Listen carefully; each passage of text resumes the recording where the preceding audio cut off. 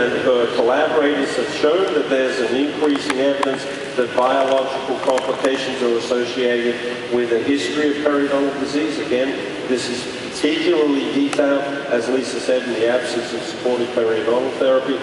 So we can ask, before we even begin therapy, why are teeth lost? If teeth are lost because of either questionable or hopeless periodontal status, it's important that the clinician initiate a treatment planning process that minimizes the likelihood of threat to the implants as we move forward in care and as the patient begins to function. It's very important that the history of periodontal disease be associated with the likely development of peri-implant disease, the treatment planning process to minimize the depth of periodontal probing, to improve access for the patient in the process of maintenance. These need to be considered in the initial stages, and planning needs to take them into account. Also, what is missing? Meticulous management of the prosthesis. It's clear that if it doesn't adapt, if it doesn't fit, if the process of the work that we do on a daily basis is inappropriately performed, components that don't make cement that's left in the peri-implant tissues, these things result in an elevation or an increase in the likelihood of peri-implant disease, being mucositis or being periodontitis. If you have a look at these slides, it's clear that when our work is done well, we can observe an excellent response from the peri-implant tissues, but when our work is perhaps not done so well, then the outcome is less reliable.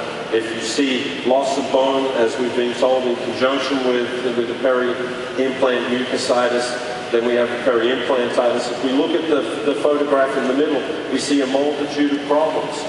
We see poor attention to detail when it comes to maintaining the implant. The surface is being modified by instrumentation. The components do not adequately mate. We have issues with the quality of provisional restoration. Each of these factors cannot be separated. It's the combination of factors that results in the loss of bone, and that's one of the controversies we have. It's very difficult for us to determine exactly what the cause is.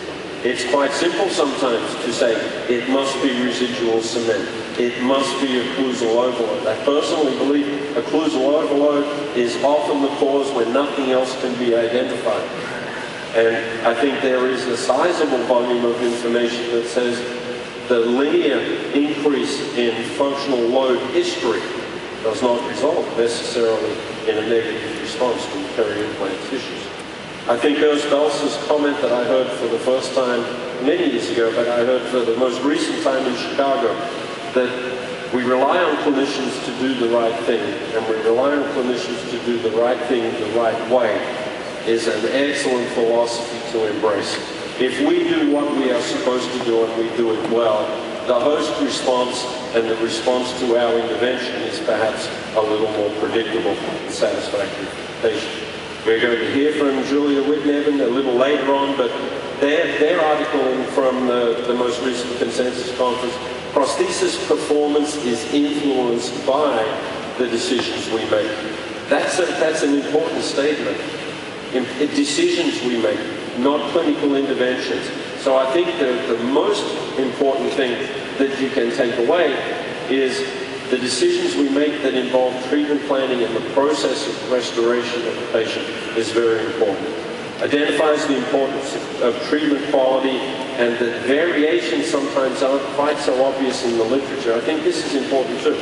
If we read only the literature, where it's commonly stated, for instance, there is no increase in the likelihood of a negative outcome whether you cement or screw retainer prosthesis, we're led to believe that that's commonplace, but it's not.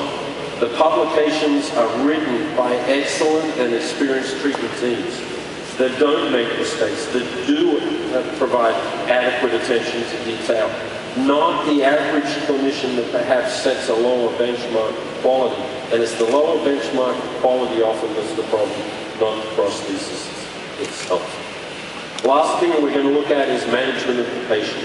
I think that the restorative dentist or the prosthodontist must assume some responsibility in maintaining the patient, being able to help our our periodontist partners in the diagnosis, early diagnosis, and then management of patients that develop peri-implant disease is such a critical part of what we do.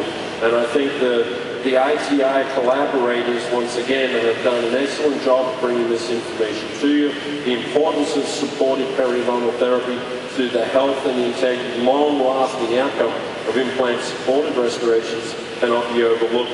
And the incidence of complications, particularly those that are biologic in nature, should be part of our assessment and understanding of the prosthesis success. We can't separate the two, and I think that's important. Peri-implant mucositis and lack of supportive therapy ultimately can lead to peri-implantitis, and I think that's also a problem that we need to address. Recognition and diagnosis is also the responsibility of the restorative dentist or the prosthodontist. And if we are going to treat patients with an increasing frequency with implants, we need to take on the responsibility of managing them in a comprehensive manner. Meticulous attention to detail. In summary of this section, I would suggest to you that meticulous attention to detail, when it's missing, is clinician-related. Iatrogenic, we have to take responsibility for what we do. Very often, as again Lisa mentioned to you this morning, the clinician placing the implant can plan or place the implant poorly and initiate a biologic response by choosing the wrong implant, by placing the wrong implant in the wrong place, and by placing it in the wrong patient, somebody that has yet to be managed and motivated from a supportive periodontal therapy perspective. And then the clinician that's going to restore the implant, poor decision-making, poor prosthesis design, and poor execution, less than ideal attention to detail is again part of what we see missing. So I would suggest to you that we need to alter some of the things that we do. Firstly, to reduce the likelihood of a complication, and then to manage it. So treatment plan, place the right implant in the right place. Published in the previous consensus conference documentation and in the treatment guides, using comfort zones and danger zones as described by Danny Buza, putting implants in the right place helps us reduce the likelihood of complication. And I would suggest to you that the three-dimensional restoration-driven placement of implants, what it does with regards to biologic complications is avoid the encroachment of the implant into the space required by the prosthesis to establish a biologic response that's favorable, and also to prevent the implant from invading the space the tissues need to respond appropriately over a period of time and into the future. It doesn't matter whether it's lateral, whether it's vertical. I look at the patient in the middle to what appear to be nice implants in the absence of any kind of tissue response, but I already know the patient's being treatment planned for a restoration that is going to be metal acrylic fixed prosthesis, and the position of these implants will completely prevent a biologically sound restoration from being made. And on the far right-hand side, you see an implant that not only is too shallow, invading the space of the prosthesis, but it's also too facial. A combination, planned and poor execution, where the implant is also invading the biologic space needed on the facial aspect of both the restoration and the implant, and it prevents a satisfactory restoration being made from the biological point of view. And then, of course, avoiding encroachment into the biologic space needed by the tissue. You can see implants that are too close together result in problems even when you screw retain. Screw retaining is not the panacea. Putting the implant, in this case, in the right place is. That's an important thing for us to understand. That screw retention alone will not avoid problems. We need to be very, very careful in working as a team and ensuring that what we do is well done. I think the important part here is the prosthesis. There's a volume of tissue from facial to palate, from mesial to distal and vertical sense that is required for a long-term peri-implant response to be favorable.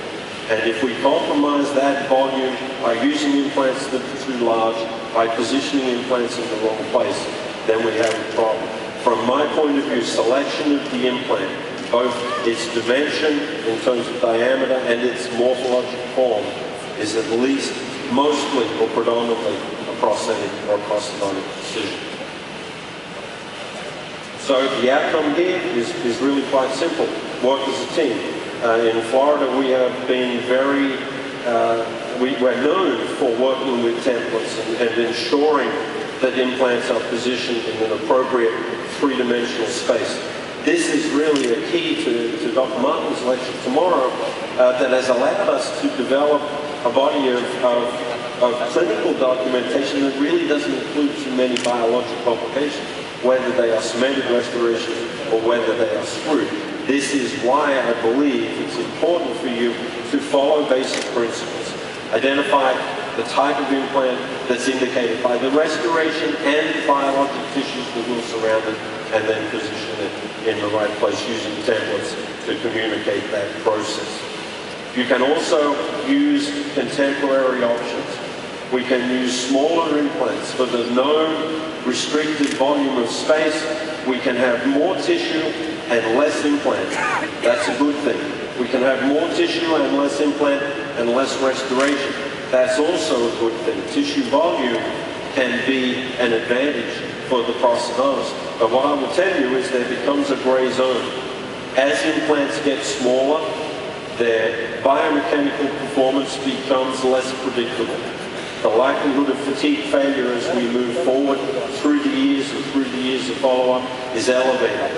So use the strongest implants we have and try and maintain a process whereby the volume of tissue is maintained, but with a clear understanding that we are compromising possibly the long-term response or the long-term predictability of the prosthesis. All metals fatigue. Don't forget this. And if the smaller the metal volume, the more likely the fatigue will occur for the same force load over a period of time. But that still means the decision is important in avoiding biologic complications. Use the right implant and make the right decisions. We can do this as a routine. I think the radiograph clearly identifies that invasion of space in addition to possibly poor implant design and poor implant surface characteristics. Very difficult for me to determine by looking at this, was it the implant? Was it the implant surface? Or was it too many implants invading a specific volume and overloading the capacity of the tissue to respond? Either way, we end up with peri-implantitis and failure, not only of the implant but of the prosthesis. So from the perspective of the restorative dentist or the clinician, being associated early on in the treatment planning allows us then to move forward, position implants that are compatible with the remaining volume from both the tissue perspective as well as the bone perspective. And then we can deliver for the patient, in this case, a provisional restoration being held for a long time, being able to prove to us that maintenance of this restoration is possible for a patient with no dexterity and age before we proceed to a definitive restoration. Make changes when you can. So the important part is that the implant is positioned correctly. And I will give you a word of caution. While we see CTs and CBCTs as a new avenue for documentation, be very careful because sometimes they're leading to a reversion to site-driven, because we can see where the implant is supposed to be in the bone, but we have no relation in this circumstance to where the teeth will be. And the bottom line here is that the implants are positioned initially in what looked to be a good place, but for the restoration that's being planned, these implants are very difficult for us to manage. And what we see is a prosthesis that's inadequately designed. In this case, it's ridge lap. The prosthesis is very difficult to maintain, but the prosthesis is getting the bad rap, and it's really the positioning of the implant that prevents any likelihood of a prosthesis of this design working well. These are expensive and complicated problems that need to be addressed with fundamental principles, fixed restorations, address the patient management issue so that we can provide a prosthesis that is more manageable. Standard periodontal therapy in conjunction with prosthodonts, highly polished prosthesis, contoured in the area in contact with the restoration so that it can be clean. No convexities, easily managed, modified ridge lap contics, ovate contics, whatever it is that you design is manageable to convert from a ridge lap to a prosthesis that's manageable, that's finished appropriately, and that's designed, as HP I'm sure will talk to you about, adequately, can result in an outcome that's functional and predictable for the patient as we move forward. I think it's very important to consider the cement issue. Here we have cemented and screw-retained restorations. If we look at the contour, irrespective of whether they are cemented or whether they are screw-retained, this is a very important aspect of what we do. And I think an important part of the issue is obviously the cement. Residual cement is a catastrophe for the peri-implant tissues. Whether it's foreign body or whether it's bacterial, doesn't really matter. We end up with a loss of tissue and an issue that we have to maintain. The ITI has many years ago identified for us that this can be a problem. Make sure the tissue does not prevent seeding of the restoration. Make sure the tissue adaptation to the restoration does not prevent removal of the cement. The cement itself, if it stays, in this instance we see a screw-retained, customized abutment at the depth of the implant, which is often proposed as the cure, but still inadequate attention to detail and poor management of the prosthesis results in ongoing complications that are an issue for our work. This brings me to, on the left-hand side, customized components. Custom abutments that are intended to move the cement margin should do so. If you have a look here, lab fabricated doesn't mean customized. We have to move that cement margin to a position associated with the tissues, the mucosal tissues, so that the cement is accessible and manageable. And then if we use that appropriately, we still have attention to detail in order to get rid of the cement.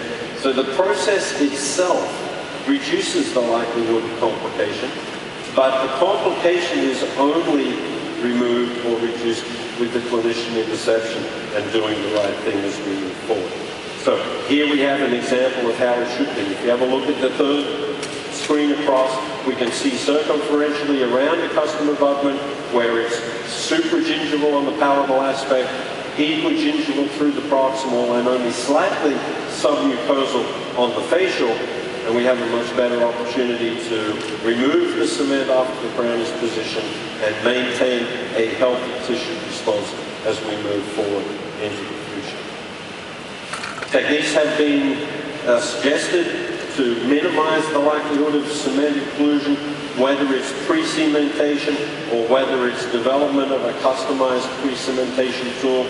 These have been described over the years by authors, also very prominent in the ITI.